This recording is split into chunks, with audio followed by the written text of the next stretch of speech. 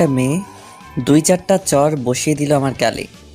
আমি উপরে তাকানোর আগে মেয়েটা আমাকে বলতে শুরু করলো, সুন্দরী মেয়ে দেখলে শরীর ঠিক থাকে না? শরীরে হাত দিতে ইচ্ছে করে? মেয়েদেরকে তো ইফটিজিং ভালোই করস। বাসায় মা বোন নাই নাকি? মা বোন থাকলে তো আর বাইরে মেয়েদের সাথে ইফটিজিং করতি না।